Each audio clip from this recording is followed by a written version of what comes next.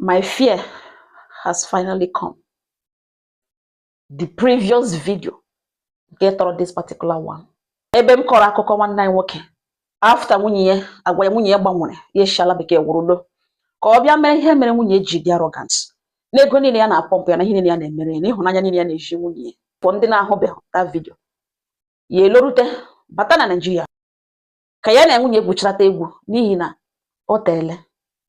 nwunye ya si ya amaghị ya pịtọga na ala bekee na dị afọ na ya ga-emetụ ya aka olesa ha gara ụlọ ọgwụ ga-enyocha onwe ha mara ma ha dịkwa oke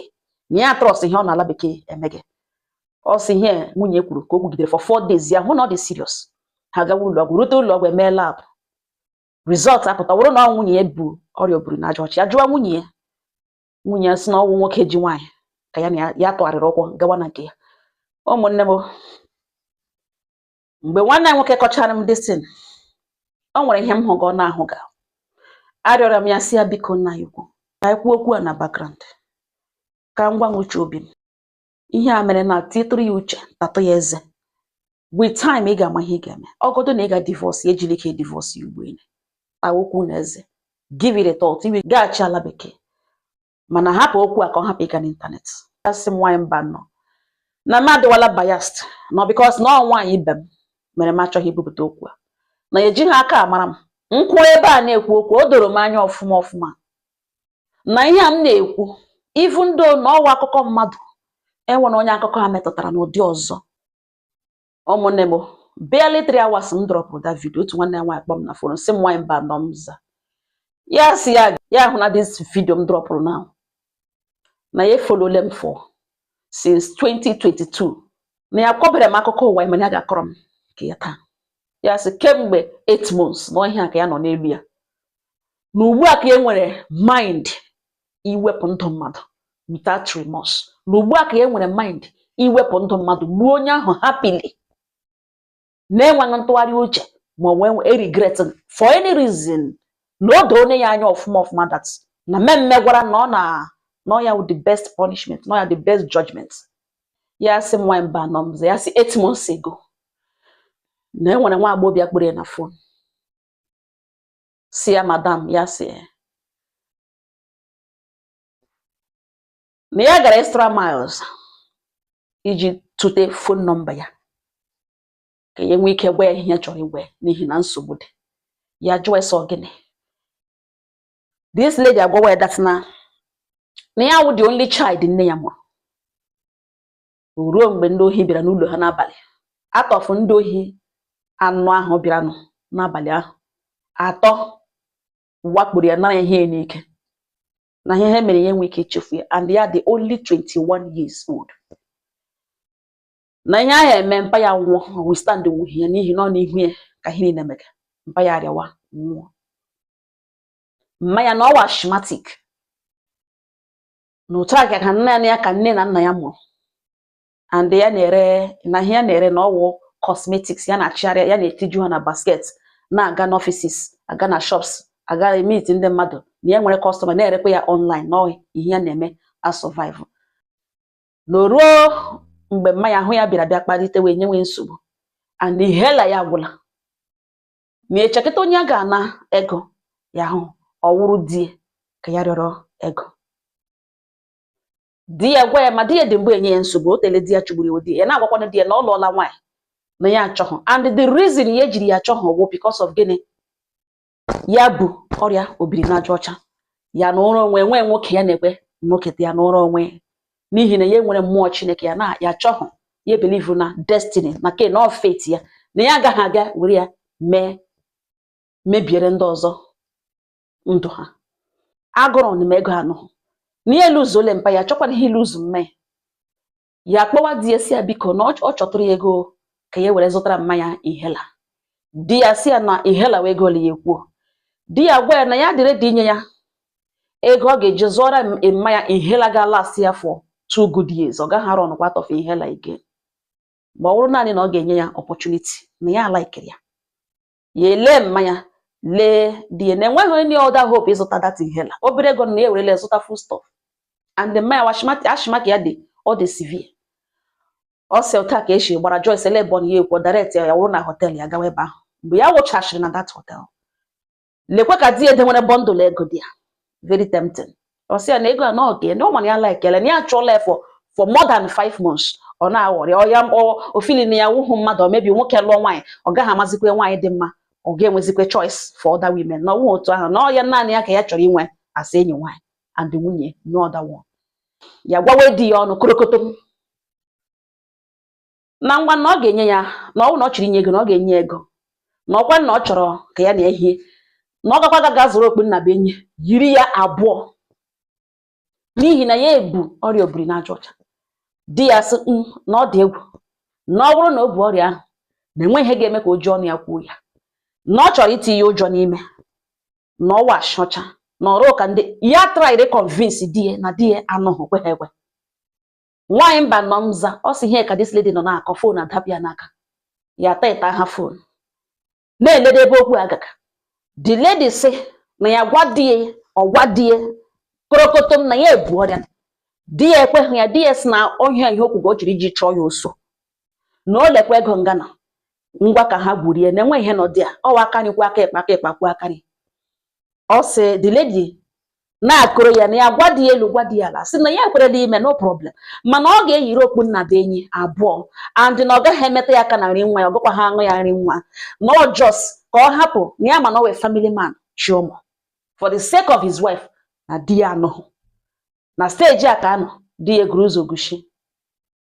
nọrọ nga anọ so nsogbu anọ na ya nọ na ya nọ na ihe a okpu nna be enyi na ọ nọ na akpa ya na ya ga-ewepụta ya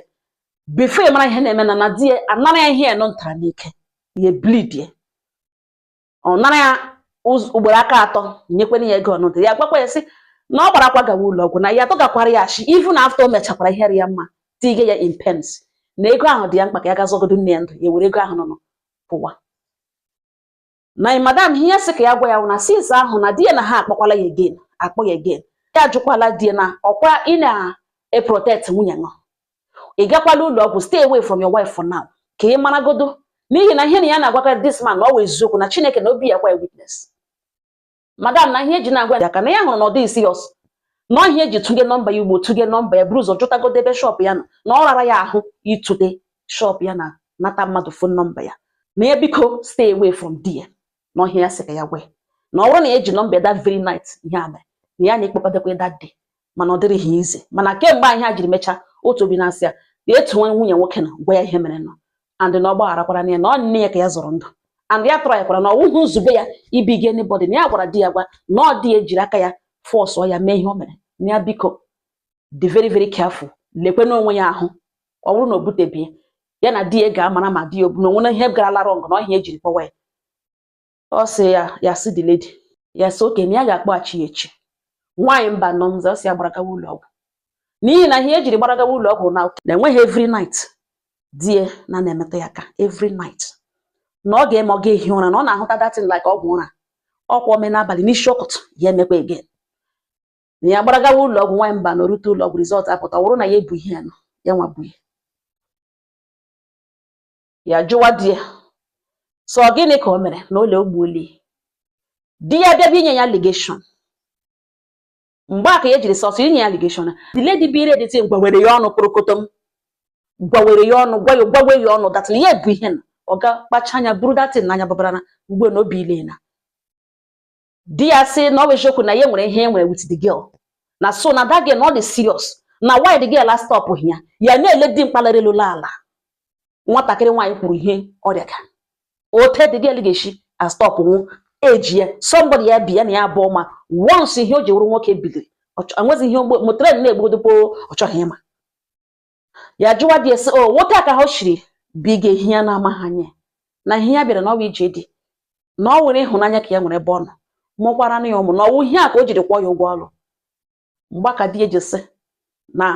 dagel lụrụ ka ya na ya bụ nwere ihe ha kokuge na tomorrow na o jikere ka ya na ya bụ ọgụ ụlọ ya adịghị ya dị shọ ya na-ele di ya sị na rizọtụ na gbawo believe ya sị na a na-eji ofu rizọtụ a confirm this thing ka ha gaa ebe ọzọ ya na di ya gawa ebe ọzọ gaa ebe atọ the same thing ọ sị di ya rịọkọtale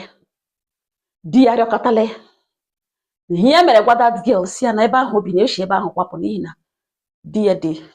dangerous in a way ka ọ hapụ ịbịa merụọ ya ahụ na ọ mara ebe ahụ di eji shi mara ya na o shi ebe ahụ kwapụga n'ọhịa gwara dị gị n'ihi na nwa ahụ na-agwa ya okwu mmụọ ya a na-ede ya amaghị ebe ya gagaga nwaanyị mba nọ na m juderele ya mba ụwa na ya enweghị right na nwoke na ugbo ya na ya bi na ọ wee chokwa ọrịa ole na ya na ya abụọ ṅụgazi ọgwụ mana every night echiche mgbe niile echiche ya nụrụ otu ya elewe onwe ya egwuzoro na mmiri ya na-ele onwe so na ọrịa nọ ya n'ahụ nọ ya were tụsa nyegbuo nwoke na watch ya eyeball to eyeball ya draw his last breath na m juderele ya ụmụ nwoke na ụmụ nwaanyị ibe ya na ha gbadela ihe ga-awụ fate nke ya na m juderele ya ụmụnne anyị ma ndị ke nwoke ma ndị ke nwaanyị nyere that man advice na ha biko nyetogodi ya advice na ya gụọ na kọmentị ha niile na each comment ya gụrụ ya na-ahụta onwe ya like ya dị condemned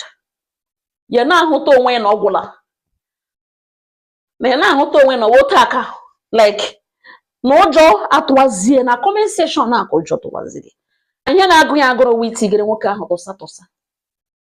ya nwụọ ya gbuo anya like this ugburi